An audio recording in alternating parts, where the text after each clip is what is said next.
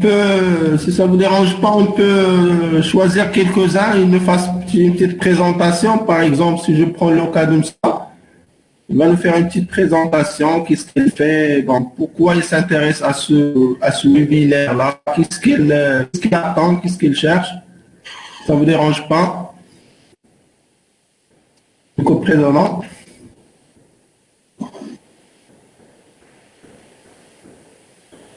Oui, monsieur Amad, vous m'entendez? Oui, exactement. Donc, je suis Boubkar Omar, enseignant-chercheur en sciences de management, et je m'intéresse plus particulièrement par le domaine plus ou moins du marketing, et bien sûr par le phénomène de la transformation digitale, surtout avec cette crise sanitaire actuelle. Et j'aimerais bien connaître davantage comment la fonction commerciale il peut s'adapter et comment on peut généralement garantir l'agilité de la fonction commerciale pour faire face à cette crise sanitaire. D'accord. Oui, très bien. Très bien. On peut choisir quelqu'un d'autre. Donc, c'est Mustafa.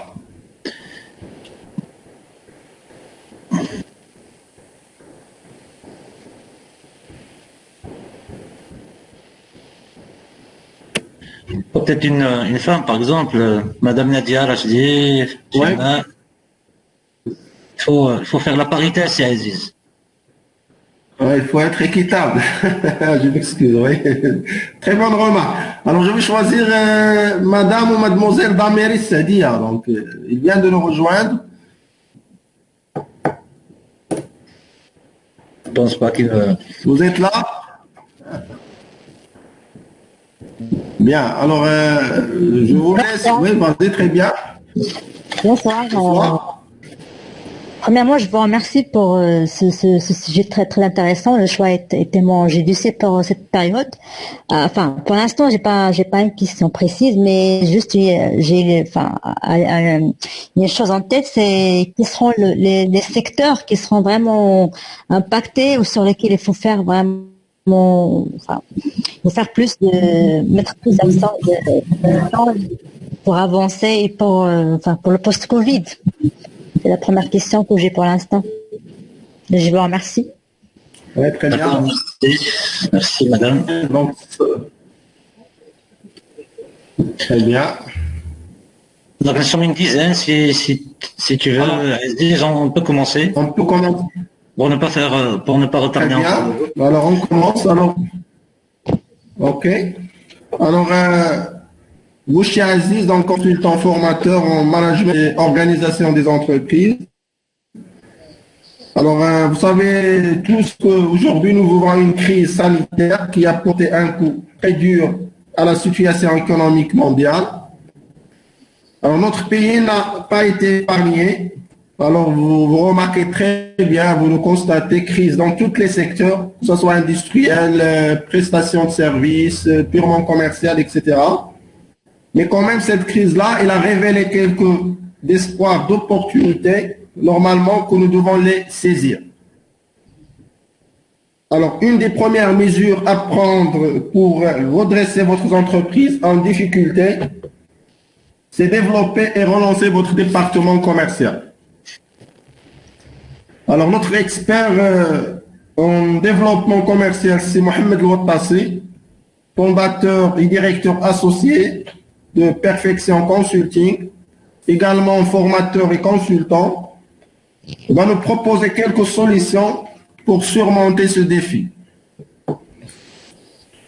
Bien, donc, mais avant tout, il va nous faire un petit diagnostic sur la situation actuelle, bien sûr sur la conjoncture économique actuelle. Ne soyez pas tous en noir, c'est la crise, elle est là. Votre entreprise possède des forces, c'est indéniable. Alors vous devez en profiter. Un puissant atout d'analyse stratégique existe pour mieux visualiser ces points. Vous le connaissez très bien, c'est la matrice SWOT. Alors, notre séance se déroule en deux parties. Alors, la première partie sera réservée à la présentation du thème. Dans le temps, il va dérouler entre 30 à 45 minutes. Une deuxième partie qui sera réservée à vos éventuelles questions. Également, dans le temps, il pourra aller de 15 à 30 minutes. Alors, je vous laisse la parole, monsieur Mohamed Louatassi, à nous présenter, si vous voulez, bien sûr. Si vous avez des questions par la suite, vous allez essayer de nous répondre. Merci à tout le monde. Merci de votre présence, de votre écoute. Et je vous souhaite une très bonne soirée. Merci, c'est Aziz. Merci pour cette introduction. Je redis encore bonsoir à tout le monde. Je suis ravi de collaborer avec T-Project pour animer des webinaires qui auront pour objectif, c'est surtout le partage, on va dire, le partage de savoir. Comme a bien souligné si Aziz, nous vivons cette conjoncture inédite qui est la conjoncture de la crise sanitaire, qui dit crise sanitaire automatiquement crise économique, sociale, etc.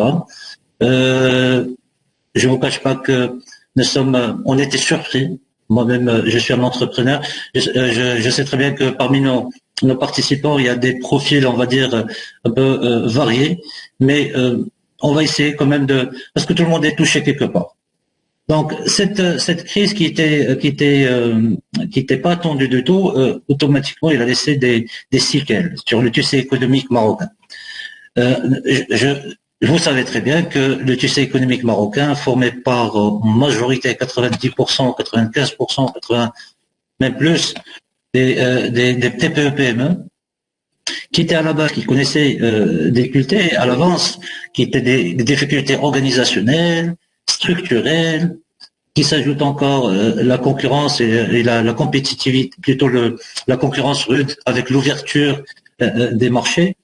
Donc moi, et nous, en tant qu'équipe de consultants formateurs, depuis 2012, nous avons accompagné plusieurs entreprises dans différents domaines. Nous avons accompagné aussi des porteurs de projets. Donc, je vous dis ça tout simplement pour vous dire que nous avons plus ou moins touché un peu ce qui se passe chez ces entrepreneurs-là et chez ces entreprises particulièrement. Donc, automatiquement, avec cette crise sanitaire, tout le monde est toujours, parfois il est toujours dans l'ambiguïté. Que doit-on faire? Qu'est-ce qu'on pourrait faire? Quelle direction suivre? Quel plan d'action suivre? Il y a des entreprises qui ont carrément arrêté leur activité. Il y en a qui ont vu leur portefeuille de clients chuter ou leur chiffre d'affaires chuter de 50%, 60%. Que faire et comment faire avec surtout une conjoncture qui est improbable. Ça veut dire on n'a pas de visibilité. On ne voit pas ce qui va se passer demain, après-demain. Alors, comme j'ai dit tout à l'heure, le tissu économique avec ces TPE, PME connaissait déjà. Et la crise, je vous rappelle aussi la crise de 2008, qui avait un impact sur ces entreprises-là parce que c'est des entreprises qui sont fragiles.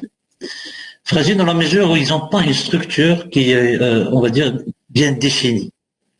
Et la chose que j'avais remarqué, moi qui s'est spécialisé depuis ma carrière en tant que salarié, en tant que cadre d'entreprise, en tant que dirigeant aussi d'entreprise, que surtout la partie commerciale, on n'y pensait même pas. Ça veut dire qu'elle n'est pas définie à l'intérieur de l'entreprise. Alors que la réalité, c'est que le commercial, les ventes, le client, c'est la colonne vertébrale de toute entreprise. C'est quoi les bases d'une entreprise? Les bases d'une entreprise, c'est, alors, on va dire les bases importantes que aucune entreprise ne peut fonctionner sans ces bases-là. On parle de produits, c'est-à-dire la production, on parle des finances, on parle de l'administratif, c'est-à-dire la gestion des ressources humaines, etc., et aussi les ventes, qui sont sur le même pied d'égalité. Tout le monde collabore et toute cette entreprise, qu'est-ce qu'elle crée? Elle crée un produit ou un service qui est destiné à une clientèle. Donc, si on n'arrive pas à vendre ce produit ou ce service, comment cette entreprise peut vivre? Comment il pourrait payer ses salaires? Comment il pourrait fonctionner? Malheureusement, le commercial, en général, pas qu'au Maroc, il y a toujours, on a toujours des préjugés. Comme quoi, c'est des manipulateurs, c'est des gens qui peuvent te vendre n'importe quoi. Alors que, il n'y a pas de vérité dans tout ça parce que finalement, à la fin de l'année, quand on a un bon résultat, on félicite les commerciaux. Ça veut dire qu'ils existent, mais comment ils existent, c'est la question qu'on s'est posée, qu'on se pose encore. Comment ils existent dans ces entreprises? Malheureusement, j'ai vu que la majorité, comme j'ai dit tout à l'heure, il n'y avait pas une structure, il n'y avait pas une organisation, il n'y avait même pas de stratégie. Et j'ai remarqué aussi que il y a des projets qui se lancent, des entreprises qui se lancent, ils font même pas d'études de marché. Donc, au moindre obstacle, au moindre défaillance, on se pose pas cette question. Pourquoi ça n'a pas marché? Je vais vous expliquer, je vais vous donner plus de détails par rapport à ça, mais un chiffre qui me revient encore, c'est que avant la crise, avant cette crise sanitaire, on avait 8000 entreprises. On faisait bilan chaque année. On n'a pas de statistiques, une visibilité pour savoir pourquoi. Parfois, la majorité, les échos que nous avons, ou plutôt des réalités, c'est le problème de recouvrement, problème de défaillance de recouvrement. Ça veut dire qu'on n'a pas pu recouvrer notre argent. Mais la réalité aussi, il y a une autre réalité qui est aussi flagrante, parce que tout simplement, ces entreprises n'arrivent plus à trouver des clients. Ils n'ont pas pu vendre. Parce que, déjà, quand on parle d'entrepreneuriat en général, pour dire la vérité, nous savons tous le profil des dirigeants, les profils on va dire des entrepreneurs. Maintenant, ça commence à se développer, ça commence à changer. Le mindset entrepreneurial ou le mindset du dirigeant commence à changer, d'accord, tant mieux. Mais il y a quand même, on avait des difficultés à ce niveau-là. Ça veut dire que parfois on passe à l'action avant la vision. C'est-à-dire que, oui, j'ai un produit, il y a une opportunité, d'accord, ça marche, je lance le produit, peut-être ça marche, oui, ça peut rien marcher, ça peut aussi marcher, mais momentanément. Alors quand on parle de stratégie, quand on parle de plan d'action, c'est sur une durée, c'est à court, moyen et à long terme. Donc, dans ce cadre, la stratégie ou le plan d'action commercial, quand on parle d'un plan d'action commercial, c'est quoi? C'est comme toute une stratégie. Ça veut dire, premièrement, il doit avoir automatiquement un objectif. Ça veut dire, je prends mon plan d'action, c'est quoi mon objectif en termes de chiffre d'affaires? C'est quoi ma cible déjà? À qui je vais m'adresser? À qui j'avais adressé ce produit? C'est quoi ma cible? Et on doit définir cette cible, la segmenter, la connaître. C'est quoi la cible? C'est quoi l'objectif? Sur quelle durée? Un plan stratégique, c'est pas un plan stratégique sur 10 ans, ou sur même pas sur une année. Moi, quand on accompagnait des entreprises, on faisait des plans d'action, on les accompagnait pour le conseil stratégique sur des plans stratégiques sur 3 mois, surtout commercial, parce que le commercial dépend du marché. Donc le marché, ça peut, à n'importe quel moment, il peut y avoir des changements. Donc automatiquement, avec le retour que nous avons, nous pourrons visiter, peaufiner, encore revoir notre stratégie. Donc il n'y a pas une stratégie sur de long terme. Donc c'est quoi ma cible? C'est quoi mon objectif? Sur quelle durée? Et quels sont les moyens que j'ai pour réaliser ces actions? Le plan d'action. Donc automatiquement, pour faire un plan stratégique, nous avons besoin, commercialement parlant, il faut qu'on connaisse le marché. Ça veut dire nous avons besoin d'une étude de marché. La majorité des entrepreneurs ou des entreprises ne font pas d'études de marché. Ou là, s'ils le font au début, mais après ils le font pas. Parce qu'une étude de marché, c'est quoi une étude de marché? Une étude de marché, c'est de connaître le secteur ou le marché marché que sur lequel je vais opérer, c'est-à-dire connaître mes concurrents, connaître l'environnement, vous savez tous sans doute, juridique, fiscal, écologique. C'est selon le secteur, selon le secteur d'activité. Donc, au moins, je connais mon environnement, l'environnement de l'entreprise, le marché sur lequel je vais lancer mon produit ou lancer mon service ou sur lequel je vais opérer. Cette étude, je dois automatiquement la mettre à jour. Ça veut dire que c'est pas une étude que je vais mettre au départ. Ça marche. Il me donne la conjoncture, le marché est favorable. Il n'y a aucun souci. Je peux lancer mon produit, je peux faire mon plan stratégique. Je lance. Mais il y a des ingrédients, par exemple, on va dire des choses qui peuvent changer par la suite. Au niveau fiscal, au niveau même habitude de consommation. Donc, tout changement, je dois la prendre en considération pour revoir encore. Ça veut dire que cette étude, il doit se faire d'une manière continuelle. Je dois, commercialement parlant, un commercial, un entrepreneur, une fonction, une entreprise, peu importe, qui ne connaissent pas leur marché, ils n'auront aucune visibilité. Donc, à travers cette étude de marché, et automatiquement, comme je vous ai dit, connaître le secteur sur lequel je vais opérer, connaître sa concurrence, la veille concurrentielle. Est-ce qu'on fait des veilles? Est-ce que nous avons une cellule, quand on parle de cellule, une unité qui est chargée de recevoir, de collecter, de remarquer toutes les informations sur la concurrence? Parce que parmi les défis que nous allons encore rencontrer en tant qu'entreprise, en tant qu'entrepreneur, c'est la concurrence. Nous sommes dans un marché ouvert, un marché qui est technologiquement parlant, il y a des innovations chaque jour, chaque minute, chaque seconde, chaque heure. Donc nous sommes en perpétuel changement. Donc ces concurrents, il faut les analyser. C'est-à-dire quand on parle de veille concurrentielle, ça veut dire analyser l'offre de la concurrence pour se trouver un positionnement. Si je suis pas différent de mes concurrents, pourquoi mes clients vont moins choisir que de choisir quelqu'un d'autre? Cette différence, ça peut ne pas, c'est pas forcément une différence au niveau du produit ou de l'offre. Peut-être au niveau du service, au niveau de la fidélisation, etc. Donc, commercialement parlant, pour établir un plan stratégique, il faut connaître les autres joueurs sur le marché. Et cette veille concurrentielle, automatiquement, aussi, comme l'étude, il doit tout le temps être mise à jour. C'est-à-dire, chaque fois que nous avons des informations, il faut travailler avec ces informations.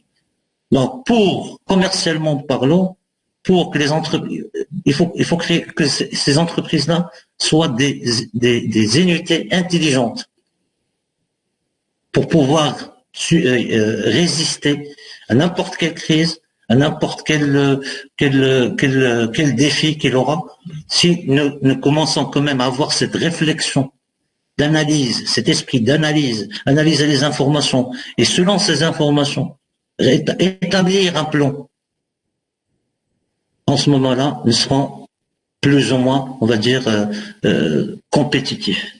Donc, la veille concurrentielle, étude de marché. À part l'étude de marché, connaître son secteur. C'est à partir de là, quand je connaîtrai mon marché, je connaîtrai mes concurrents et le secteur sur lequel, ça veut dire quand je parle de secteur, ça veut dire le potentiel du secteur. Est-ce que je parle du secteur du bâtiment? Est-ce que je parle du secteur de l'agroalimentaire? Est-ce que je parle, ça veut dire, au Maroc par exemple, ou là en Afrique, ou là en général, ça dépend de mon activité. Quand je parle, c'est juste entre parenthèses, quand je parle de ça, c'est selon les activités, c'est selon le secteur d'activité. Donc, c'est un tout, mais à chacun de l'adapter selon son secteur d'activité, selon la nature de ses clients, selon ce qu'il en vend lui-même. Donc, à travers ces études, à la base, maintenant, nous avons lancé aucune action commerciale. Nous n'avons pas de plan. Ça, c'est basique. C'est des prérequis. Si nous n'avons pas cette étude, si nous ne faisons pas cette étude, si nous n'avons pas une veille concurrentielle, si nous n'avons pas une étude, une analyse sectorielle, on ne connaîtra pas notre position par rapport à notre environnement. Parce que, d'accord, parmi les difficultés, à part la crise, parfois il y a des entreprises qui te disent, bon, ils ont des commerciaux, là, leur équipe, ils partent sur le terrain, ils font leur rendez-vous, ils partent pour une proposition, pour savoir, pour discuter, pour s'entretenir avec le prospect, et reviennent tout le temps avec l'objection, par exemple, nous sommes trop chers par rapport à d'autres. En ce moment-là, le directeur, enfin le patron, le dirigeant, il met en cause le commercial. Il dit, c'est toi qui n'as pas su peut-être vendre, alors qu'il y avait une opportunité. Alors que non, peut-être que le commercial, parce que ce commercial ne peut pas être sur le terrain sans vision. Donc, si on ne fait pas ce travail structurel et un travail scientifique, intelligent, nous n'aurons aucune visibilité sur notre marché. Parfait. Alors, maintenant que nous savons tout ça, on peut établir notre propre diagnostic. En ce moment-là, nous saurons notre position sur ce marché-là. Quelles sont nos forces? Nos leviers, sur quoi nous allons nous baser pour établir, pour construire notre plan stratégique. Parce qu'il faut bien avoir des forces, un positionnement. Si je vends la même chose que l'autre, pratiquement la même chose, je dois me différencier sur autre chose, sur un autre créneau. Mais il faut que je le sache.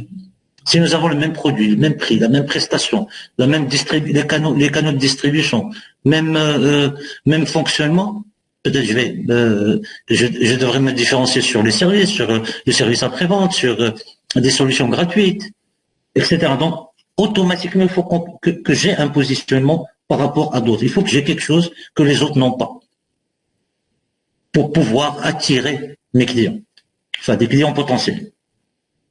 Donc, les forces, je dois connaître aussi mes faiblesses pour les améliorer. Quelles sont mes faiblesses? Quelles sont les difficultés? Quand je parle de faiblesse, c'est pas par rapport au marché, par rapport en interne. Quelles sont les difficultés? Quels sont les axes? On va pas dire de difficultés, mais tout simplement des axes, des éléments à développer en interne. Par la suite aussi, vous connaissez Aziz, il en a parlé, c'est l'analyse SWOT. Donc, connaître ses forces, ses faiblesses, c'est quoi l'opportunité? Comment je dois... Madame tout à l'heure a posé la question sur les secteurs qui peuvent émerger après cette crise, ou qui veulent marcher. Mais ces secteurs, comment on pourrait le savoir si on ne fait pas d'études pour valoriser, pour plus ou moins valoriser l'opportunité dans ce secteur?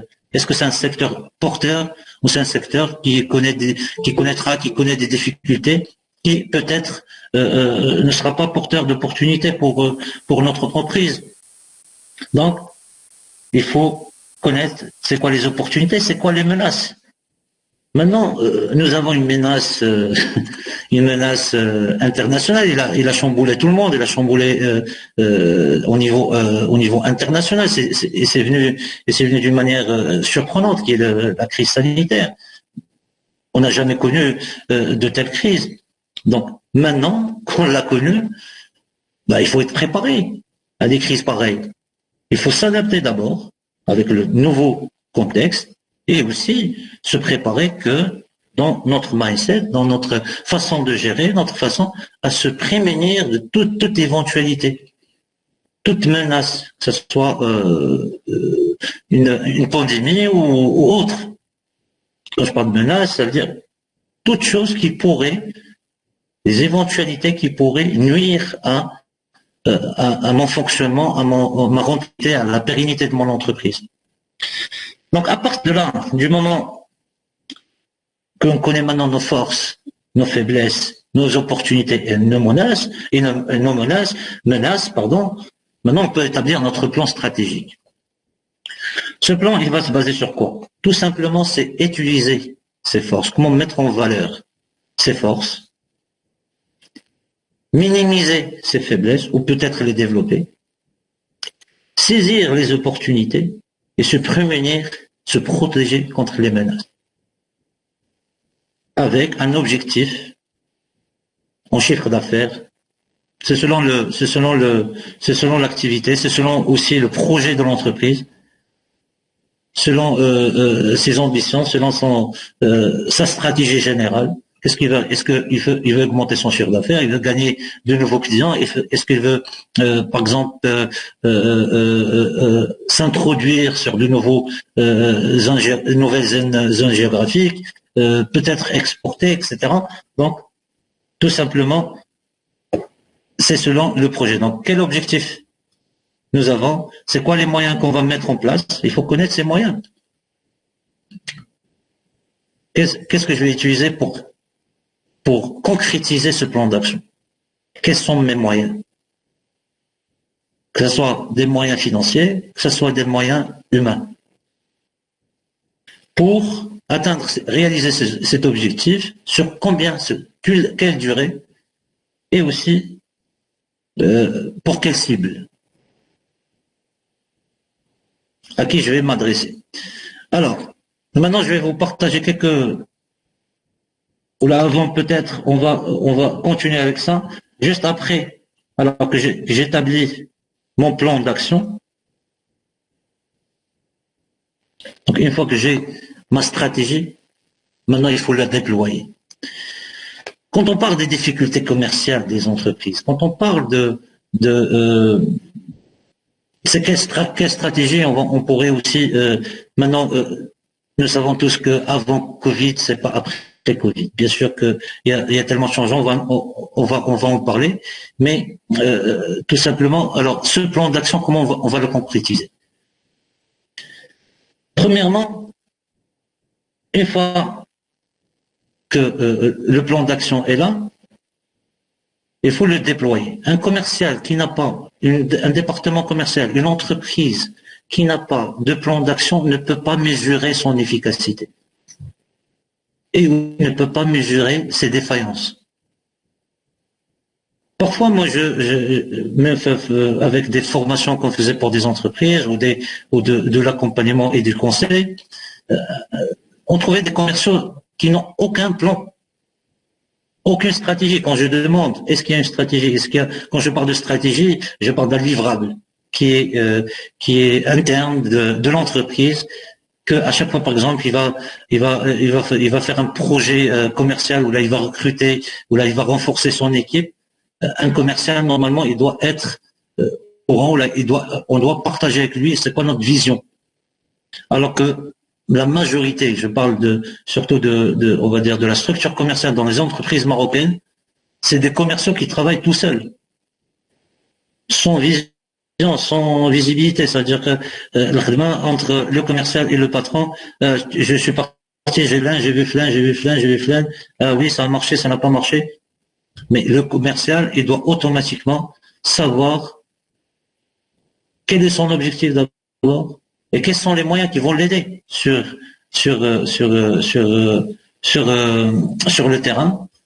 Et aussi, la moindre des choses, avec un plan stratégique, au moins, à quelle cible il va s'adresser. Donc tout ça pour vous montrer que une stratégie coûte que coûte, il doit être mise en place. Parce que il y a un dicton qui dit une vision sans action, c'est une illusion. Et une action sans vision, c'est une perte de temps. Donc il faut mettre avec l'étude de marché, avec la veille concurrentielle, avec l'analyse sectorielle, avec notre diagnostic, on a mis la vision. Avec la stratégie, on a mis en place la vision. Maintenant, il faut l'accompagner, il faut la faire suivre par une action. Maintenant, on peut commencer notre action commerciale. Toute action commerciale commence par la prospection.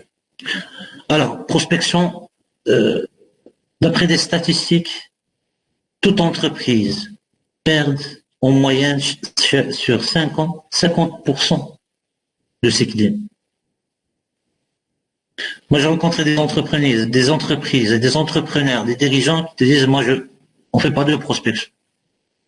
Ou là, par exemple, la prospection au Maghreb, c'est le relationnel, je connais flan, etc. C'est une bonne chose. Maintenant, on va traiter les affaires. Mais le problème, c'est que du moment qu'on s'intéresse pas à conquérir de nouveaux clients, tout peut y arriver, même notre portefeuille, comme je vous ai dit. Alors, c'est des statistiques de l'Institut Harvard. 50% de nos clients partent, disparaissent chaque 5 ans. Donc, comment on va les remplacer si on ne prospecte pas? Donc, dans cette façon de faire, comme je vous ai dit, de faire avec ce que nous avons, c'est des clients fidèles. Ils peuvent jamais partir. Par expérience, c'est on va dire, une mauvaise résolution. Parce que peut-être ce client-là, il a trouvé mieux autre part. C'est pas, le client n'est pas lié, il n'est pas forcé à traiter avec le même fournisseur, la même entreprise tout le temps. Peut-être tout simplement, ce client-là était fidèle, mais tout simplement le monsieur ou l'entreprise connaît des difficultés. Donc, il va acheter, mais il va pas te payer à temps. Donc, pour moi, et par expérience, la prospection doit être une machine qui tourne tout le temps. Et surtout, maintenant, il y a monsieur Omar tout à l'heure, il a parlé de la digitalisation. Maintenant, on va s'intéresser aussi à la digitalisation comme manière comme outil de prospection, comme outil aussi de communication, aussi outil de distribution. On va en parler peut-être tout à l'heure si nous avons le temps. Donc, pour faire vite, la prospection, prospecter, c'est le début de l'action commerciale. Comme je vais vous montrer, alors, je vais essayer de partager l'écran.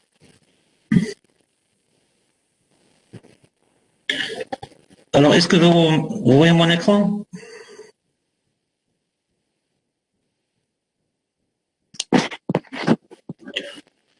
Est-ce que vous voyez mon écran, Aziz? Non, pas encore, non. Pas encore? Oui. Oui, il faut attendre quelques heures. Maintenant, est-ce que vous voyez mes... Attends, c'est bien, ça marche. Alors, voilà. Le processus de l'action commerciale. Comme je vous ai dit tout à l'heure, il commence par l'étude de marché. L'étude de marché, on en a parlé. Quand je parle d'étude de marché, c'est une étude qui doit se faire tout le temps. Ça veut dire aussi c'est une machine qui fonctionne tout le temps. À travers l'étude de marché, la veille concurrentielle, la connaissance des secteurs, j'établis ma stratégie marketing et commerciale. Je pense que vous savez un peu la différence entre le marketing et le commercial. Le marketing, surtout, c'est l'unité qui se charge de tout ce qui est études, communication, etc. Pardon, monsieur, on va essayer de visualiser les slides. Ils ne sont pas nets. Ils ne sont pas nets. Non, mettre, je sais pas comment ça s'appelle là. Non. كاين عندك واحد le truc كاين en bas حاول agrandir l'image. Ah d'accord, ok. Ok. C'est bon maintenant? Bien? Allô? Aziz? Bon, c'est bon. C'est bon. Voilà, comme j'ai dit, ça c'est un processus, comme vous le voyez, c'est le processus de l'action commerciale, de toute action commerciale. Il y a des entreprises qui partent directement à l'entretien de vente. Il y en a qui commencent par la prospection. Il y en a qui vont directement à la négociation. Alors que, normalement, et comme je vous ai dit, ce serait beaucoup plus réfléchi, beaucoup plus préférable de commencer par le commencement. Ça veut dire connaître son marché. Connaître son marché, connaître la concurrence, j'ai déjà dit, je ne vais pas me répéter encore, l'analyse du secteur. Et aussi, une chose très importante, c'est la maîtrise du produit. Très intéressant, très important, pardon. Ça veut dire la maîtrise du processus de la production. On ne peut pas vendre quelque chose qu'on maîtrise pas, à tous ces niveaux. Alors, une fois que nous avons ça, on établit notre stratégie marketing et commerciale. Comme vous voyez, après, on commence à chercher les clients, parce que tout simplement, dans cette stratégie, on connaît notre cible. C'est qui notre cible? À qui on va s'adresser? On va pas s'adresser à tout le monde. On peut pas, il n'y a pas un produit, bon, à la rigueur, peut-être quand on vend du lait ou peut-être à monsieur tout le monde, même à tout le monde, enfin du lait, c'est selon soit vous allez vendre aux particuliers, ou vous allez vendre en gros. Donc, automatiquement, on ne peut pas prospecter, on ne peut pas aller à la table suivante si on ne connaît pas notre cible. Donc, commençons par la prospection commerciale. La prospection commerciale, pour vous expliquer encore davantage, c'est on va dire le mécanisme de recherche de nouveaux clients. Alors, je vais vous montrer les statistiques. C'est des anciennes statistiques par rapport au contexte marocain. Il y a 85% des entreprises marocaines qui ont des difficultés à trouver de nouveaux clients. 60% qui ont des difficultés lors du premier rendez-vous. 60% qui ont des difficultés à fidéliser leurs clients. 55% sont des difficultés à relancer leurs prospects et leurs clients. Et 50% sont en difficulté à prospecter au téléphone. Donc, nous n'avons pas beaucoup de statistiques, malheureusement, mais c'est des statistiques que j'ai concoctées un peu juste pour vous donner. Donc, ils ne sont pas vraiment représentatifs, mais ça montre quand même que nous ne prospectons pas, tout simplement. Parce que, commercialement parlant, on veut surtout se concentrer sur le jargon commercial, sur l'ouajd, comme on dit. Donc, pour prospecter, maintenant avec la crise, automatiquement, c'est quoi les stratégies, c'est quoi on va dire les axes qu'on pourrait développer pour sortir, on va dire pour relancer son activité. Automatiquement, il y a des secteurs qui connaissent plus de difficultés que d'autres.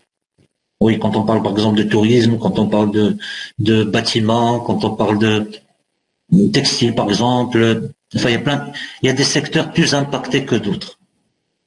Mais la seule façon de sortir de cette crise, ne serait-ce que pour relancer son activité, parce qu'une entreprise pour moi c'est une unité très importante, que ce soit au niveau économique ou au niveau social, parce qu'il crée de la richesse. Donc moi ça me fait du mal quand des entreprises ferment, parce que automatiquement il y aura des répercussions sociales, des licenciements, etc. Donc c'est quelque chose de très mauvais pour l'économie et aussi au niveau social. Donc la seule façon c'est de changer de méthode. Maintenant plus que jamais on doit s'intéresser à la partie commerciale. Digital, oui, d'accord. Le digital, ça ne fait que renforcer le travail sur le terrain. Digital, ce qu'on appelle l'inbound marketing, c'est-à-dire surtout, c'est une façon de développer son image de marque, de dire que nous sommes présents, nous avons des offres. Mais aussi, le digital peut être utilisé pour diversifier un peu les canaux de distribution. Maintenant, avec bien sûr les restrictions, les distanciations sociales, il y a moins de circulation. Donc oui, effectivement, on pourrait être présent digitalement parlant, avoir un site web, ouvrir un canal de communication avec nos prospects. Mais faut-il encore? Est-ce que c'est suffisant d'avoir une page Facebook ou de l'animer ou rien qu'un site web avec quelques fonctionnalités et de faire quelques annonces? C'est pas suffisant. Il faut avoir une organisation derrière. Cette organisation qui va recevoir le monde entrant à travers le digital. C'est-à-dire, imaginez que vous avez un site, il y a quelqu'un qui s'intéresse à votre produit, il vous appelle. Est-ce qu'il y a déjà une personne? Est-ce qu'il y a une structure? Est-ce qu'il y a une organisation derrière qui va traiter la demande ou la commande de ce prospect-là? Donc, est-ce qu'il y a effectivement cette organisation? Donc oui, le digital, mais le digital n'est pas, c'est pas seulement la présence sur les réseaux sociaux, sur le web en général, mais aussi de mettre en place une organisation. Donc cette organisation, comment on pourrait la faire? C'est tout simplement de voir le circuit depuis la prospection, ça veut dire quand on cherche les premiers contacts avec le prospect jusqu'aux livraisons et aussi la fidélisation. Donc, Est-ce que nous avons les ressources humaines pour ça? Est-ce que nous avons un tableau de bord, comment on va partager les informations? Quel circuit va prendre cette commande? Est-ce que les entreprises marocaines disposent de cette entité en ce moment? S'ils n'en disposent pas, il faudrait la développer. Donc, bien sûr, commercial, c'est des hommes qui vont partir avec leur stratégie, avec leurs études, etc. Mais aussi, c'est une organisation derrière. Comment on va analyser le retour d'informations, par exemple? Est-ce que l'entreprise marocaine dispose vraiment d'une organisation avec un tableau de bord, avec, quand je parle d'organisation aussi, ça veut dire l'équipe commerciale, comment elle est organisée? Est-ce qu'elle est organisée par produit, par zone géographique, par service, selon le secteur d'activité? Donc cette organisation, est-ce qu'elle est là déjà? Parce que la majorité, on va dire, des cas de figure que j'ai vus dans des entreprises de la place, surtout des commerciaux directement avec le dirigeant, avec le patron. Voilà, donc moi j'aime pas parler trop longtemps tout seul. Donc si vous voulez interagir avec moi pour qu'on développe, parce que je ne sais pas si vous me suivez, si je suis sur. Donc c'est Aziz, s'il y a quelqu'un, pour ouvrir le micro, s'il y a quelqu'un qui veut rebondir sur un point. Oui, pas de problème. En bref, donc ce que j'ai, bon, si vous voulez, on peut faire un résumé ou bien on récapitule ce que vous avez dit. Donc, on voit très bien que l'élément le plus important pour une entreprise, c'est le client. Oui, bien sûr, bien sûr. C'est le client qui paye les salaires. Oui, alors pour moi, le client, c'est l'oxygène de l'entreprise. Alors, pas de client, pas d'entreprise. Donc, si vous voulez, c'est la clé de l'entreprise. Et bien sûr, pour avoir des clients, alors vous êtes dans l'obligation de développer votre département marketing. C'est très important. Alors, marketing et commercial. Marketing et commercial. Parce que les deux sont liés. Donc, on peut parler si on veut, on va dire un nom générique, on va parler de département marketing et commercial. Marketing commercial. L'élément également qui est très important que vous avez soulevé, c'est le positionnement. Alors, le positionnement, si on veut la définir, c'est quoi? Alors, c'est l'idée que peut avoir un client de vous. Donc, le positionnement, c'est pourquoi on va vous choisir. Voilà. Qu'est-ce que nous avons que les autres, que les concurrents n'ont pas. Exactement. Donc, ce qu'on appelle avoir un avantage comparatif par rapport aux autres. C'est surtout, voilà, les avantages concurrentiels. On le fait pendant la veille concurrentielle. Quand la veille concurrentielle, on va choisir les plus grands concurrents, les concurrents directs. Parce qu'il y a des concurrents directs et des concurrents indirects. Les concurrents directs, on va faire un petit tableau, c'est simple. Par exemple, alors, c'est quoi les caractéristiques techniques de mon produit et de mon service? C'est quoi les caractéristiques commerciales? C'est quoi les caractéristiques? Qu'est-ce que j'ai de plus que les autres n'ont pas? Plutôt, quand je parle, je parle de service plus. Service plus, c'est tout ce qui je pourrais donner comme gratuité. Et aussi, parmi les éléments de différenciation et de positionnement, c'est l'entreprise elle-même.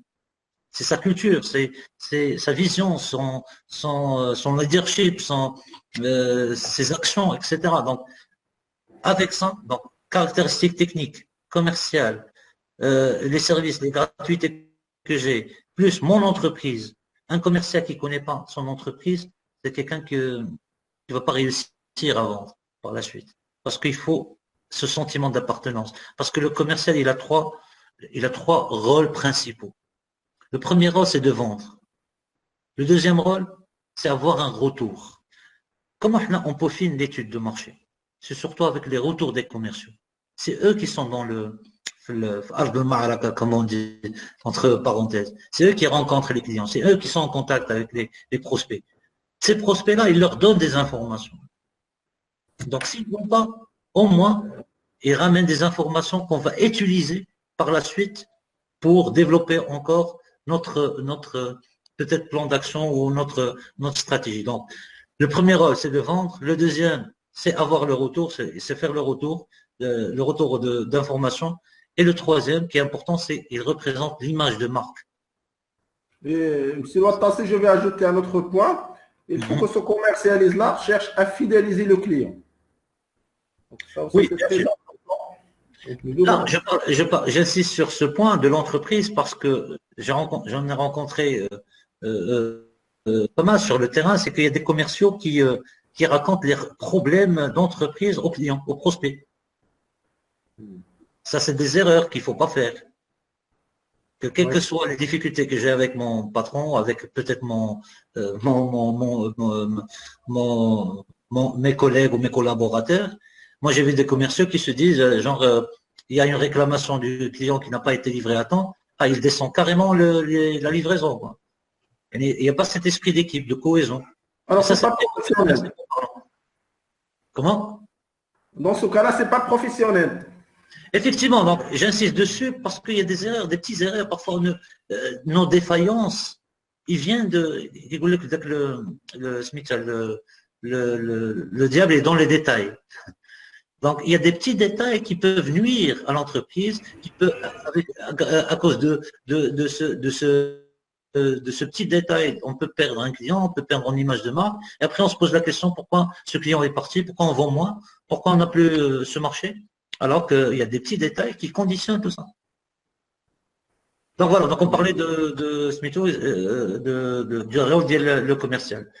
Donc construire, Bien, alors, oui.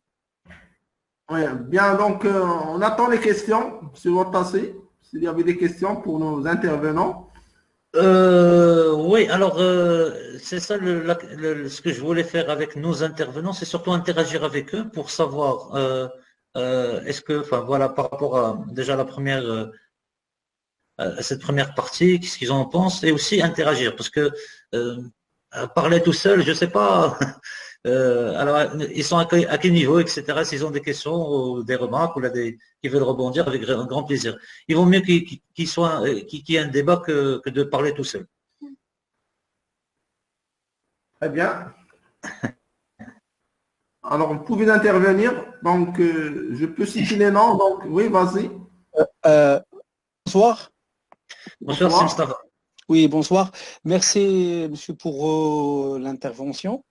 Mhm. Et c'est bien compris, mais justement par rapport à la stratégie commerciale que vous avez citée, comment ma question elle est suivante, comment développer la stratégie commerciale, sachant que le monde maintenant il est incertain, il est complexe, il est volatile.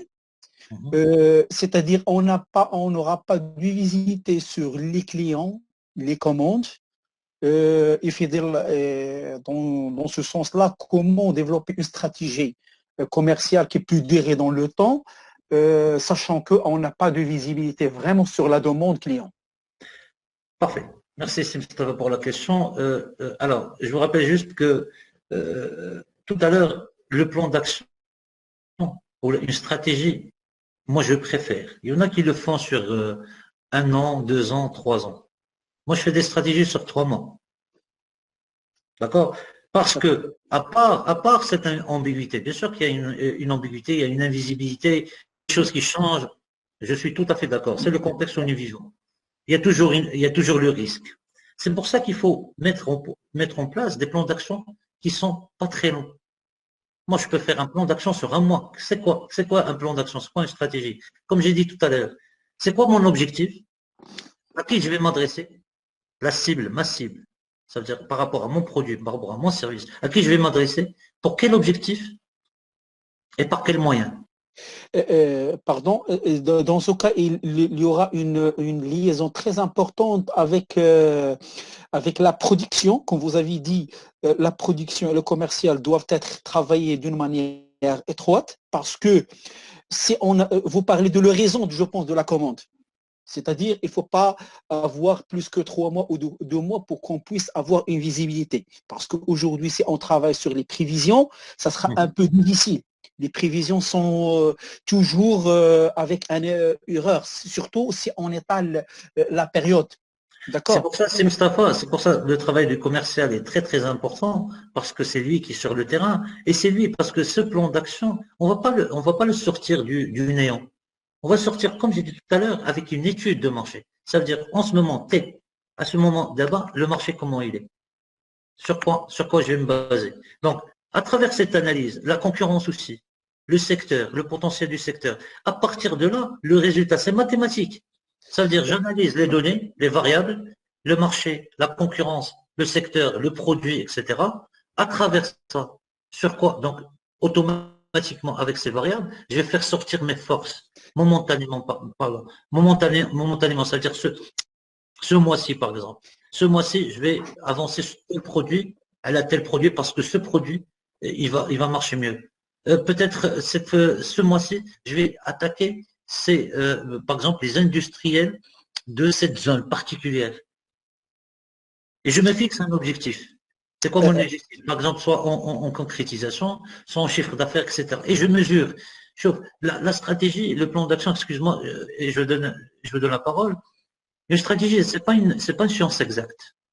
Il faut la confronter au terrain. Dans ce Ça veut cas-là, dire que le plan, il doit être mesuré. Donc, si ça marche, tant mieux, c'est une bonne chose. Si ça marche pas, il faut savoir, il faut faire le bilan, il faut le mesurer.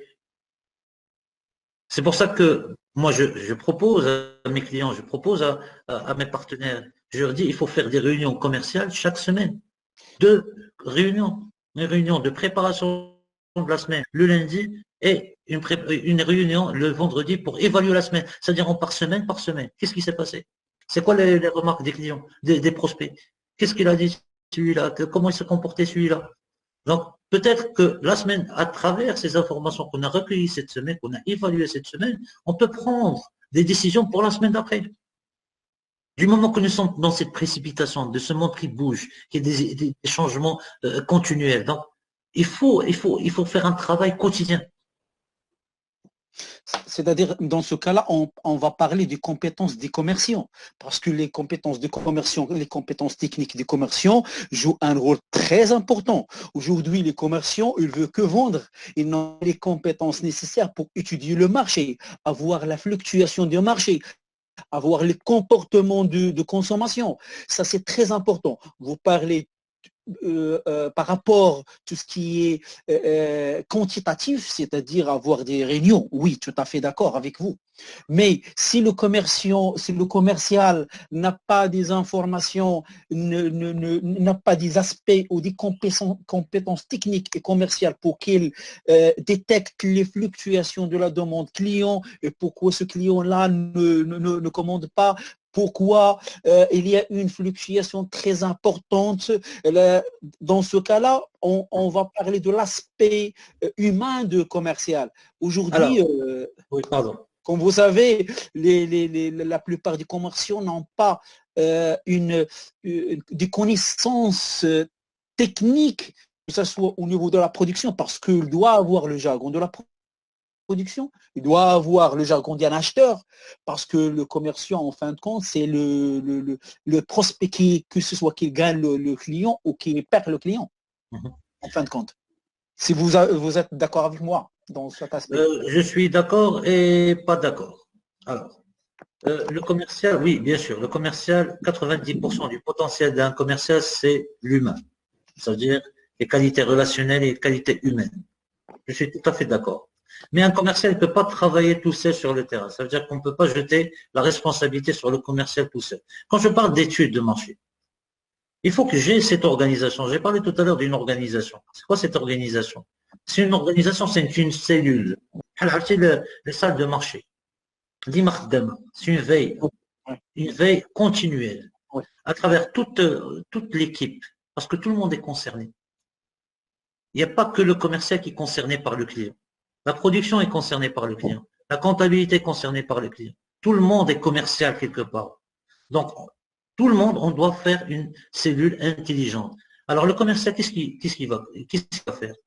Bien sûr, avec ses qualités, avec son organisation, avec aussi, il faut qu'on lui procure aussi, il faut qu'il suive une organisation pour partager ces informations. Il faut qu'il y ait un tableau de bord.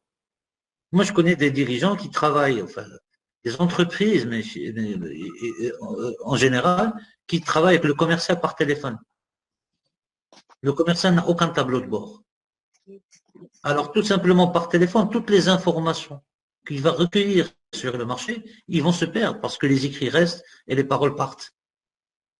Donc, ne serait-ce que ça. Donc, oui, d'accord, le commercial, il a une responsabilité, mais un commercial ne peut pas. Un commercial, quand vous parlez on va dire, des qualités humaines et relationnelles. On va en revenir tout à l'heure si vous voulez. Mais le commercial ne peut pas déjà travailler, se lancer, s'il ne connaît pas sa cible, s'il ne maîtrise pas son produit, s'il connaît pas son d'action, s'il ne connaît pas son marché, s'il ne connaît pas les concurrents, automatiquement, il ne sera pas efficace. Ça, c'est des ingrédients, c'est des conditions indispensables et suffisantes. Un commercial qui ne connaît pas le marché, c'est pas quelqu'un qui va réussir. C'est pas un commercial qui va réussir. Quand je parle de marché, ça veut dire le marché en général. Je ne les rouages d'hielo, comment ça se passe, etc. Sa fiscalité, sa logistique, tout ce qui concerne mon marché. Je ne connais pas mes concurrents. Impossible, bien sûr qu'il aura automatiquement une objection. Ah oui, je connais votre concurrent, machin, monsieur, l'entreprise X, ils vont moins cher que vous, avec la même prestation. Donc si je ne connais pas le concurrent ADA, je n'aurai aucune réponse. Et je vais revenir vers mon patron et je vais lui dire, écoute, alors il m'a dit que je ne sens plus cher. C'est un travail d'équipe.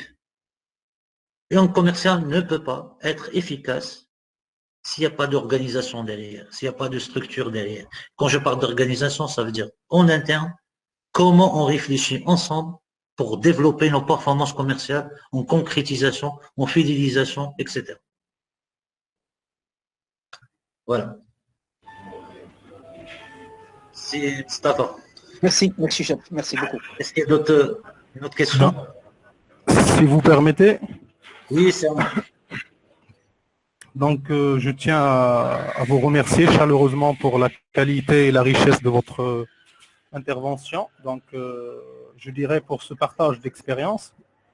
Donc, quand vous l'avez évoqué, bien que la fonction commerciale soit considérée comme un levier de compétitivité des entreprises, quel que soit leur secteur d'activité, les pratiques commerciales au niveau national, surtout au Maroc, restent en pleine ambiguïté, avec l'absence d'une vraie stratégie commerciale et par conséquent l'absence de veille stratégique. Donc c'est ma première question, c'est par rapport ma première question, si vous permettez, c'est par rapport aux indicateurs clés à prendre en compte pour mesurer la performance commerciale de l'entreprise.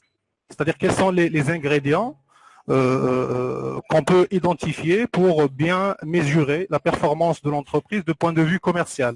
Et est-ce que ces indicateurs, est-ce qu'ils sont rigides, c'est-à-dire est-ce qu'ils sont adaptables ou bien est-ce qu'ils restent rigides dans le temps? Donc, et si vous permettez une deuxième question, dans la continuité de l'idée annoncée par M. Mustafa, qui touche l'aspect compétences des commerciaux, du point de vue d'un expert, pensez-vous que l'offre de formation, surtout au niveau national, quel que soit émanant des universités privées ou publiques, est-ce qu'il est adapté avec les besoins des entreprises qui opèrent dans le territoire national? Est-ce que les universités, est-ce qu'il y a ce qu'on appelle adaptation offre-emploi au niveau national? Est-ce que les universités et les écoles, est-ce qu'ils arrivent à former des commerciaux qui sont aptes et qui sont bien préparés pour se lancer dans ce domaine connu par bien sûr par une incertitude, surtout avec cette crise sanitaire. Et merci. D'accord, merci, c'est Omar. Alors, pour la première question. Alors, quand on parle d'indicateurs ou de performance, c'est selon le secteur d'activité, c'est selon l'objectif du plan d'action. Parce que, comme j'ai dit tout à l'heure, tout plan d'action, toute stratégie, il doit être mesuré. Notre objectif, par exemple, par exemple, je donne un exemple, une entreprise qui veut lancer un nouveau produit. Donc, un nouveau produit sur une zone déterminée. Ça serait quoi on va dire son indicateur ou comment il s'appelle, l'élément de mesure? C'est tout simplement le nombre de clients, par exemple, qu'il a acquis. l'augmentation et le chiffre d'affaires qu'il a fait. Est-ce qu'il a atteint son objectif ou pas? Bien sûr qu'on peut partir sur d'autres façons d'évaluer, mais en interne aussi, l'évaluation par exemple de parc commercial, que ce soit à tous les niveaux, au niveau humain, au niveau opérationnel, niveau concrétisation, niveau organisationnel, niveau gestion du temps. On peut aussi évaluer par exemple la fidélisation. Est-ce que effectivement les clients est-ce qu'on perd des clients ou pas? Par exemple, on peut faire aussi faire des évaluations, des indicateurs au niveau des réclamations par rapport, que ce soit au niveau réclamation produit ou réclamation service. Donc c'est un tout. Ça veut dire ce qu'on appelle l'expérience client de A à Z. Depuis, quand je parle de prospection, ça veut dire que nous allons établir depuis le premier contact, tout le premier contact, jusqu'au la fin de la relation. Sinon, avec la fidélisation, si on fidélise, automatiquement, il n'y aura pas de fin de cette relation. Même, bien sûr qu'il y aura une fin un jour ou l'autre, mais bon, que ça dure. Maintenant, et juste pour information, c'est Omar, c'est que, et stratégiquement parlant, même quand on parle de stratégie de relance, c'est surtout toutes les entreprises au niveau international, ils essaient au maximum de mettre les mains et les pieds juste pour préserver déjà leur capital client. Le problème, c'est que nous n'avons même pas on va dire, de stratégie de fidélisation au niveau marocain pour des entreprises. Quand je parle nous n'avons pas, je ne parle pas de tout le monde. Je parle d'une certaine majorité. Parce qu'il n'y a pas d'organisation, il n'y a pas de plan, il n'y a pas de vision, il y a surtout le travail, produit, action sur le terrain.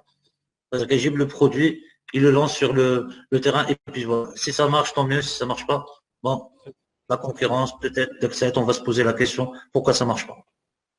Alors, c'est la marocaine. Le marketing, exactement. Ou plutôt, oui, je vais pas à oui, on dit un produit, mais maintenant on parle de l'entrepreneuriat, on parle d'une telaqa, etc. Et, oui, d'accord, l'incertitude, l'ambiguïté. Un entrepreneur, automatiquement, dans son mindset, dans sa mentalité, il doit être prêt à relever n'importe quel risque. Parce que déjà, l'entrepreneuriat, c'est un risque. Tu risques tout le temps. Il y a toujours le risque. Mais au moins, pour les gens qui sont plus préparés, l'impact de n'importe quelle crise, n'importe quelle difficulté, n'importe quelle, il sera beaucoup moins considérable que chez d'autres. Parce que finalement, comme j'ai dit, marketing, la manière, oui, je connais flan, j'ai traité ma home, qui chez Indi tout le temps, etc. Ça y est, c'est bon. Ça fait. J'ai gagné صافي انا سمعتها ماشي مره ماشي جوج داك بارك عليه غير هادشي هذا ايوا ولا مشاو لك الناس هادو يلاه دونك هنا فين هي داك لا فيزيون يعني اللي كنهضر عليها هاد لا ستركتوراسيون اللي هضرت عليها قبيله سي كيك شوز de fondamental pour toute entreprise. Ça veut dire il faut changer la manière de faire. Alors, pour la deuxième question, effectivement, nous avons un problème on va dire, de profils commerciaux au Maroc. Il y a même en Europe, parce que les entreprises, plutôt les universités, on va dire, l'éducation, le système éducatif en général, ne donne pas des... Parce qu'un commercial, c'est comme un entrepreneur. C'est quelqu'un qui est motivé, qui est passionné. C'est un guerrier.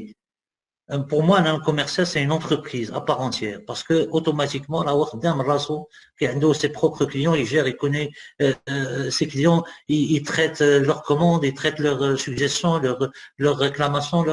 Donc, c'est une entreprise. Donc, le système éducatif ne favorise pas ce mindset, on va dire cette mentalité ou cette façon de faire. Parce que les gens s'intéressent surtout, on a plus d'ingénieurs que de commerciaux. Ah, ou mal les produits, alors, si oui, d'accord, tu peux inventer ce que tu veux, mais si tu n'arrives pas à le vendre, et alors, qu'est-ce que tu vas faire avec? En France, la même chose, ils ont des très très bons ingénieurs, mais qui va vendre les produits de ces ingénieurs? Effectivement, nous avons un manque. C'est pour ça que il faut aider avec une formation. On va dire formation intra-entreprise ou de formation individuelle, si quelqu'un est vraiment, il se trouve dans le métier du commercial. Parce que le commercial, c'est un métier qui est stressant. Il faut dire, et ça ne doit pas vous surprendre, que le commercial, c'est le poste le mieux payé en entreprise. Quand je parle des entreprises qui considèrent les États-Unis, je parle des vendeurs, c'est les plus grands salaires. Même au Maroc, d'après des statistiques, je pense que j'avais lu, enfin, je connais des salaires, mais je connais aussi des petits salaires qu'on donne à des commerciaux parce qu'on les considère pas comme des commerciaux, comme des répondeurs ou autres. On n'investit pas dans leur formation. Il n'y a pas ce challenge, il n'y a pas cette mentalité. Et aussi, on se plaint en tant qu'entrepreneur et vous dire, ouais, c'est très difficile de trouver un bon commercial. Mais d'accord, Mziane, ouais. Alors c'est quoi la solution? Si vous permettez, comment peut-on remédier à cette réalité, sachant que malheureusement, dans notre pays, il n'y a pas ce qu'on appelle partenariat win-win entre le sphère académique et le sphère professionnel. Quelles sont les alternatives pour remonter ce problème, sachant que déjà ça existe, à ma connaissance, plusieurs formations dédiées. Le problème, c'est que même en termes de formation, en termes des formations, je les trouve parfois qui sont très loin du monde professionnel. Parfois, tu trouves des enseignants qui n'ont rien à voir avec la réalité terrain. Et le problème, c'est que même au niveau du contenu de formation, je trouve qu'il doit, au niveau professionnel, donc on a toujours de l'actualité. Et donc, je pense, à mon avis, il faut à chaque année, il faut actualiser les supports et généralement les descriptifs. Un grand problème aussi, c'est par rapport à la pédagogie. Il faut revoir la méthodologie d'enseignement, surtout des sciences de gestion. Aujourd'hui, on parle de la stratégie d'enseignement dite learning by doing. Mais malheureusement, on est toujours dans les pratiques de formation linéaire, purement dédiées au stockage. Et donc, on travaille toujours avec disons, une tête bien pleine est mieux qu'une tête bien faite. Mais normalement, c'est le contraire qui doit être fait. Alors, je peux répondre à cette question. Vas-y, oui. Très bien. Alors, bon, des formations académiques, c'est la base. C'est très important, c'est essentiel. Mais le terrain, c'est autre chose. Alors, pour développer votre carrière professionnelle, alors vous devez essayer de faire des formations et choisir le formateur. Alors, le formateur doit être quelqu'un qui a de l'expérience dans le domaine. C'est-à-dire quelqu'un qui a une tâche comme par exemple un directeur commercial, un responsable commercial qui a déjà vécu des expériences. Et bien sûr, il va partager avec vous ces expériences-là. Donc, c'est ça la meilleure formation. En fait, voilà. Si vous déjà si vous voulez, l'expérience à la française ou à l'américaine, ils ont dépassé ce problème. Même au niveau des PhD, qu'est-ce qu'on a un partenariat entre l'université et l'établissement ou bien l'entreprise, ou qu'il y ait un contrat fait à gagnant-gagnant, parce que l'université, il travaille sur des problématiques réelles de l'entreprise. Et donc, il y a un partage de l'expérience. Effectivement. Alors, pour vous répondre à ces Omar, je reviens une réalité. C'est que, effectivement, le commercial, je parle surtout du profil commercial, impossible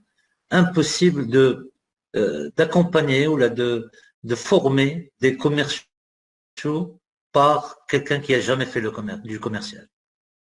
Ça veut dire on peut pas enseigner quelque chose qu'on ne maîtrise pas. Exactement. Alors, parce que tout simplement, commercial, c'est un travail de terrain.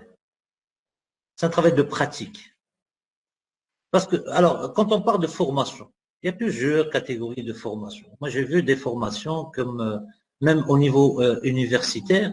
D'ailleurs, entre parenthèses, c'est que le problème aussi, oui, partenariat professionnel, université, c'est un créneau qu'il faut développer. C'est un sujet qu'il faut développer. Et malheureusement, il y a des universitaires, des étudiants qui passent même pas leur stage. Non, c'est un problème. Il faut passer des stages. On peut pas, surtout dans ce métier, on peut pas apporter en efficacité, en performance, si nous connaissons pas le terrain, si nous nous exerçons pas sur le terrain. Si on connaît, on s'approche pas du professionnel. Alors, par rapport à d'autres formations, c'est des formations qui sont hyper théoriques. Quelqu'un qui te dit, oui, comment sourire au téléphone quand quelqu'un t'appelle, comment t'asseoir, comment. Oui, d'accord, c'est des qualités, mais c'est pas du commercial, c'est pas que ça. Alors, juste pour rebondir, pour expliquer encore davantage de la partie aidée. Pour le profil commercial, moi je le dis tout le temps. 90% du potentiel d'un commercial part de ses qualités humaines et relationnelles. Quand je parle de qualité humaine, ça veut dire aimable, accueillant, quelqu'un d'ouvert d'esprit, etc. Quelqu'un de timide, quelqu'un de réservé ne peut pas faire le commercial. Quelqu'un qui n'aime pas parler avec les autres, quelqu'un qui n'est pas ouvert, il ne peut pas faire le commercial.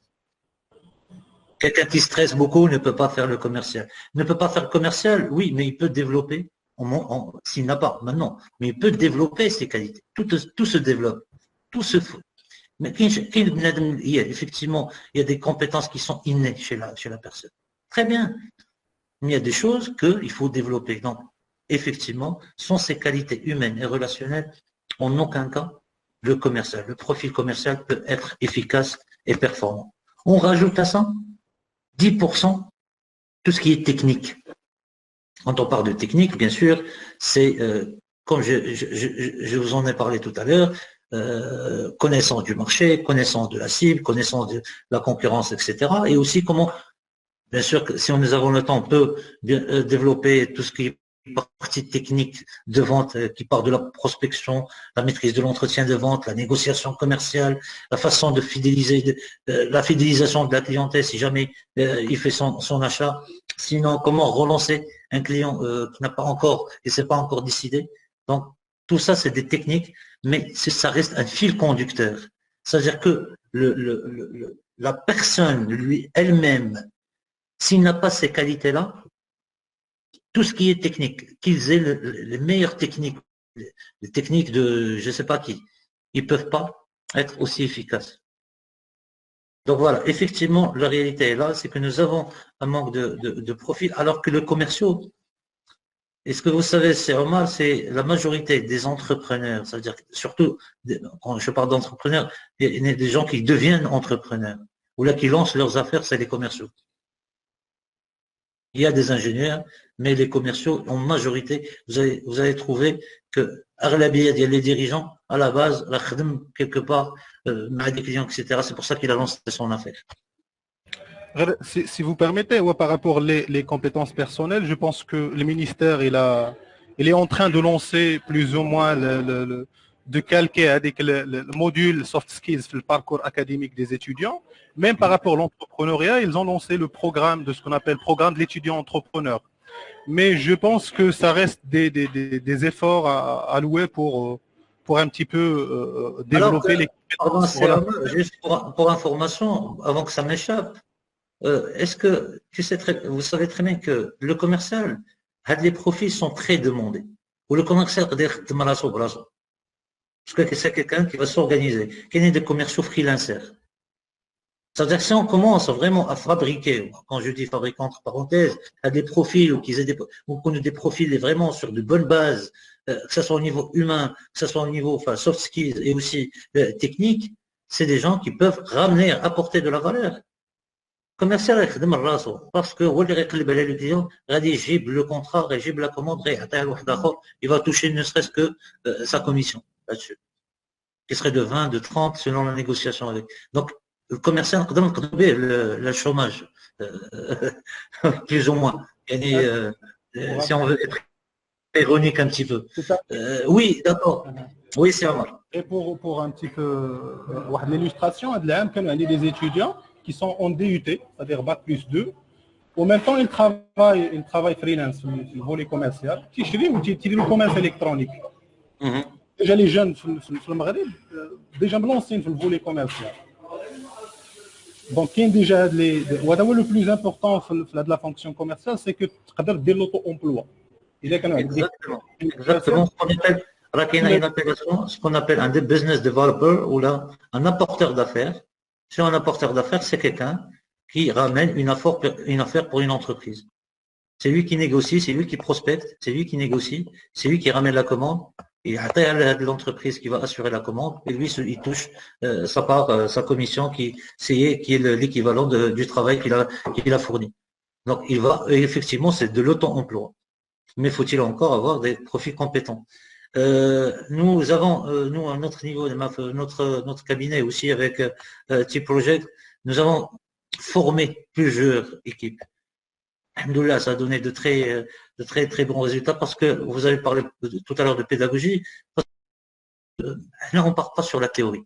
Parce que moi-même, je suis formateur et consultant, mais quand je parle, quand je forme, moi, je les appelle pas des formations, c'est des ateliers pratiques, parce que j'intègre son environnement. Par exemple, j'ai fait une formation à Ipsen Logistics, je vais pas leur parler des techniques d'une manière globale. Je vais intégrer leur philosophie. C'est pas de la formation, c'est un accompagnement réel. Parce que la formation maintenant qui rapporte, ou là, on va dire la formation efficace, c'est surtout la formation qui se base sur le résultat concret. Au lieu de faire, on va dire, des ateliers par-ci par-là ou la déformation par-ci par-là dans le vague. Non, on s'engage sur un résultat. C'est quoi le résultat qu'on veut, sur lequel, c'est quoi le résultat qu'on cherche? Et par la suite, l'évaluer et le mesurer. C'est ça les formations qu'il faut favoriser. Au lieu de faire juste des ateliers, mais après, des formations et alors. Voilà, c'est Omar. Merci infiniment. Merci. Bien, merci M. Ouattasi. Donc, d'autres questions, s'il vous plaît? Est-ce qu'il y a d'autres questions, Marhaban?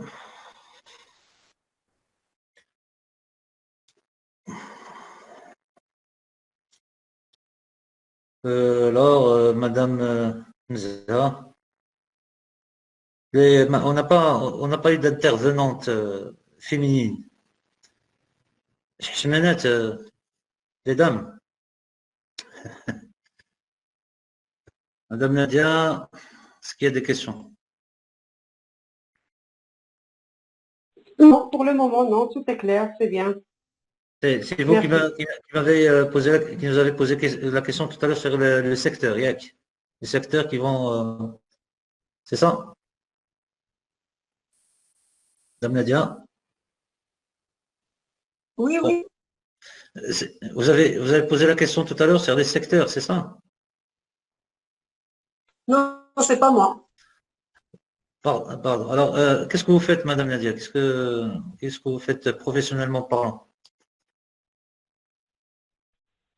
Je suis chargée de formation. Je cherche les clients, moi. Je fais la prospection. Vous cherchez des clients pour des formations? Oui, pour faire des formations. Dans quel domaine?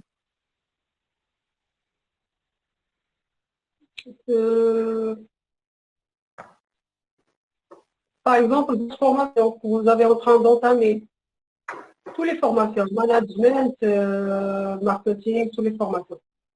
D'accord. Et comment ça se passe commercialement parlant? Est-ce qu'il y a des consultations? Est-ce qu'il y a des clients? Comment vous procédez commercialement parlant? Surtout, on va dire, après cette crise. Actuellement, après le déconfinement, c'est tout le travail, c'est à distance, en première vue.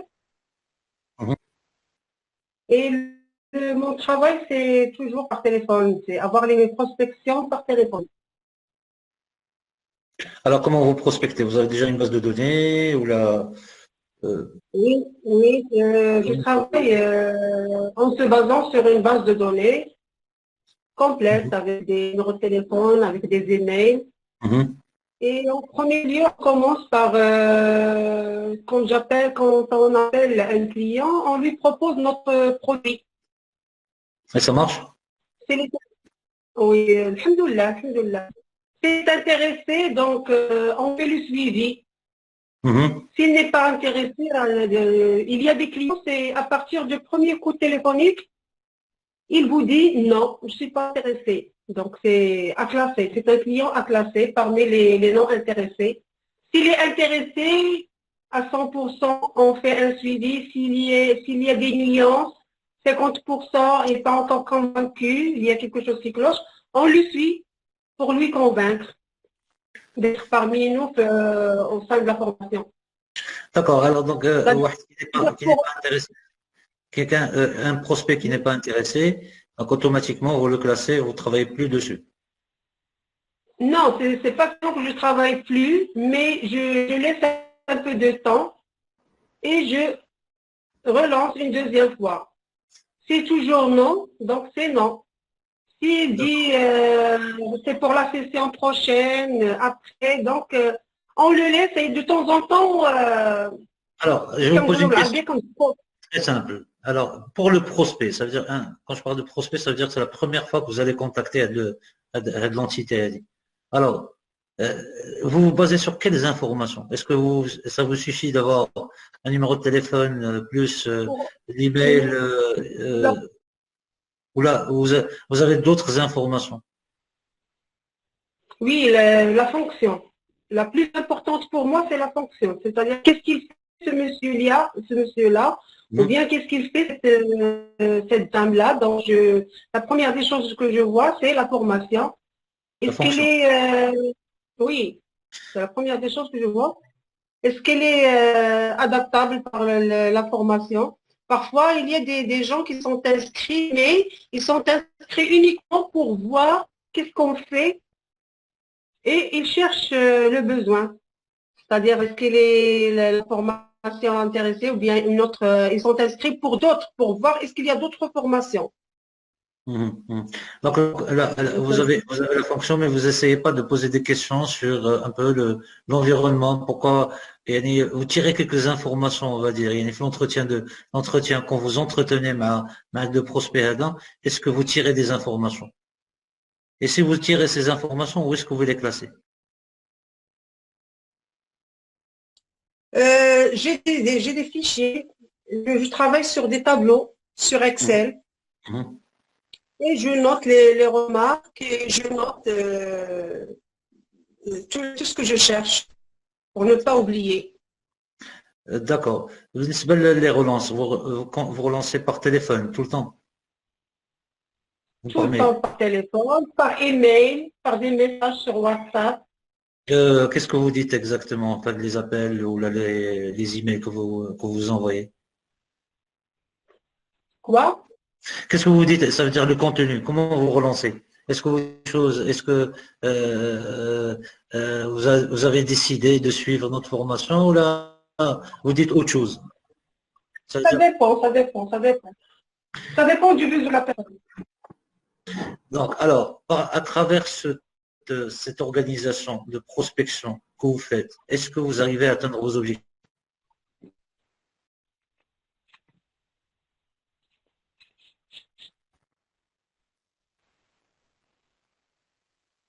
Bon, tout ça pour dire, parce que il y a plusieurs façons de prospecter.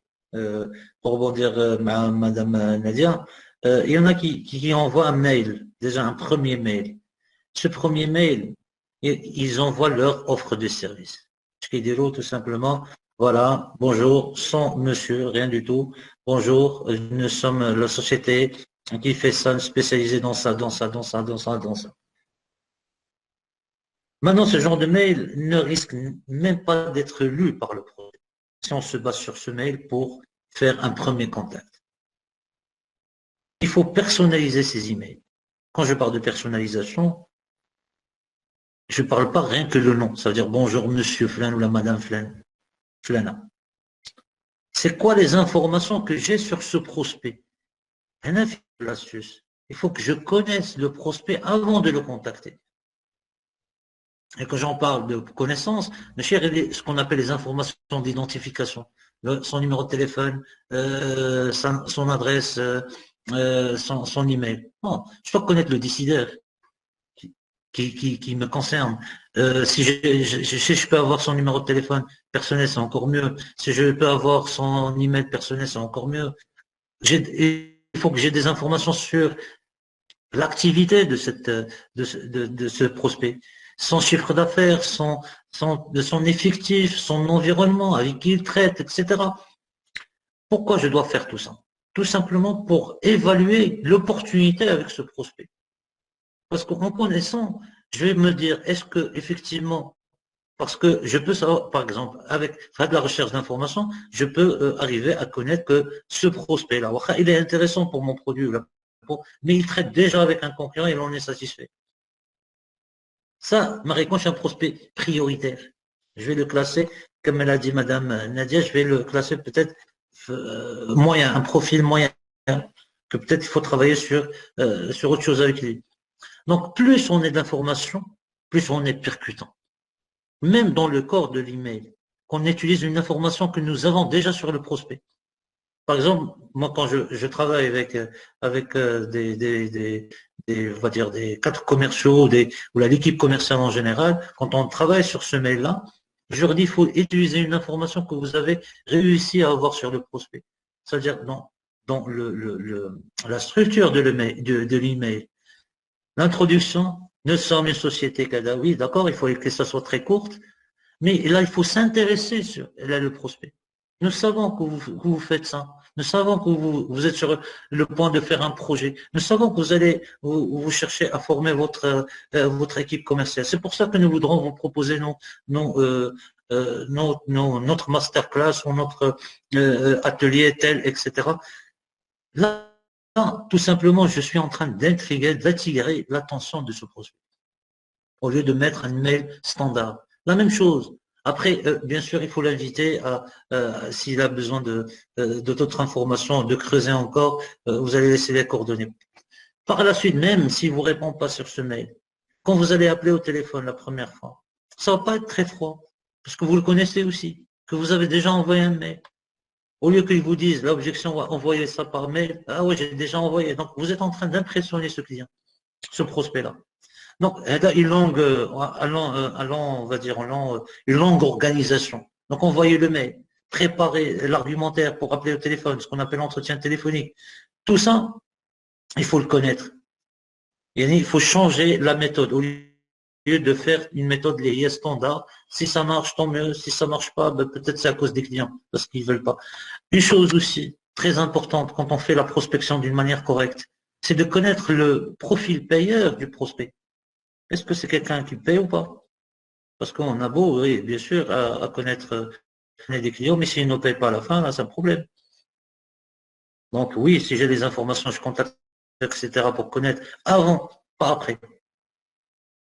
Ça va me faciliter la tâche, même le côté fidélisation.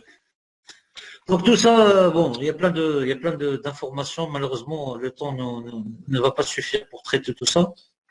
Mais pour résumer, plus ou moins, ce qu'on a dit aujourd'hui, comme j'ai dit, on a parlé de trop de choses, mais l'idée principale, une entreprise, quelle que soit cette entreprise, qui n'a pas une structure, une cellule intelligente, je parle surtout au niveau commercial, mais le commercial, quand je parle de commercial, je parle aussi tous les autres départements, tous les autres services sont concernés. S'ils n'ont pas cette structure, cette cellule intelligente on fait des études de marché, on fait notre plan stratégique, on le mesure, on forme nos équipes d'une manière continue sur les nouvelles pratiques. On connaît une organisation pour voir ce qui se passe sur le marché. Et qu'on a une différenciation par rapport. Ça veut dire que l'entreprise, la stratégie qu'il doit automatiquement pour répondre à le thème de notre webinaire, il doit innover. Quand je parle d'innovation, c'est innovation rien que sur le produit ou le service en lui-même, mais une innovation des méthodes. Il doit vivre ce moment qui est... Alors, quand on parle par exemple de fidélisation, entre parenthèses, fidélisation, c'est tout moyen de faciliter la vie, dit le client, l'expérience client. Est-ce que nous avons effectivement, les entreprises marocaines, tu les appelles, ben, là, ils te répondent même pas. Le diable est dans le détail. Donc, c'est tout un tout. Le principe, les détails font la perfection, et la perfection n'est pas un détail. Donc, il faut cette organisation, il faut cette structure. Soit on gagne, on ne perd jamais. Avec cette structure, si nous sommes solides, ça veut dire nous avons cette organisation et cette structure. Si on ne perd jamais, soit on gagne, soit on apprend. Donc, à chaque fois, on apprend et on se développe. Mais être à l'écoute du marché, rester à l'écoute du marché, vivre dans son environnement, s'adapter, pouvoir s'adapter, au moins la possibilité d'adaptation. Comment on pourrait s'adapter? Parce que tout simplement, nous avons des leviers. Les leviers, les humains, et la structure, et les hommes.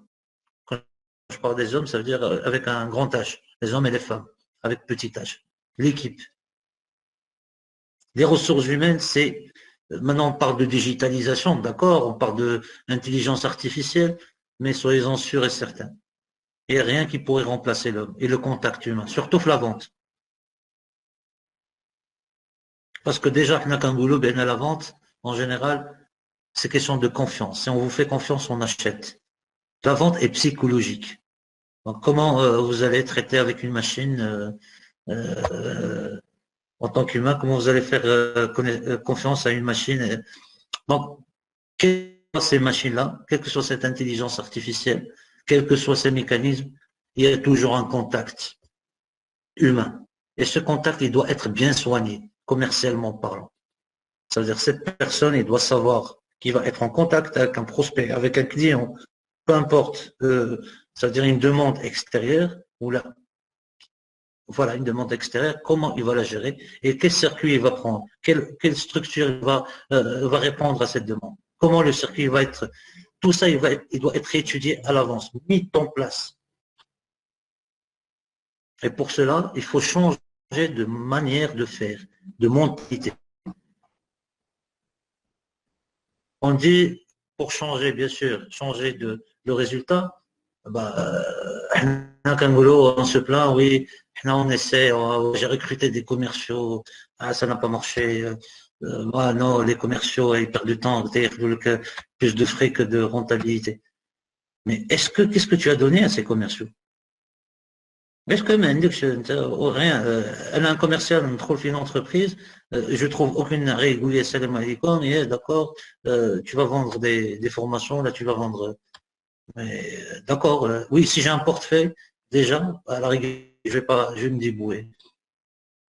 Mais si il faut que j'ai une visibilité. Ça veut dire que le commercial, quand il rentre dans l'entreprise, il doit il doit être formé sur le marché, sur le produit, et aussi, il faut qu'il ait une feuille de route.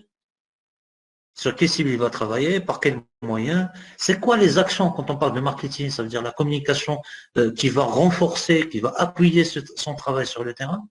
Ça aussi, il faut le faire. L'image de marque. Il y a plein de commerciaux qui partent chez un nouveau prospect ou là qui parlent. Ouais, je ne vous connais pas. Comment alors? Cette information, dès qu'il me rapporte le commercial cette information, qu'est-ce que je dois faire en tant que dirigeant? Je dois automatiquement réfléchir à favoriser, renforcer mon image de marque. Organiser des conférences, participer à des événements, faire du social, etc. S'ouvrir, une entreprise il doit s'ouvrir sur son environnement. Il doit communiquer avec ses clients. Maintenant, aussi, côté commercial, il y a un changement de mutation de marché, mais il y a un changement d'habitude de consommation aussi. Les clients, ils deviennent de plus en plus, ils consomment le minimum et ils sont de plus en plus exigeants. Parce que il n'y a pas que toi qui fais ça. Donc nous sommes dans cette compétition. Et dans les compétitions, les meilleurs qui gagnent.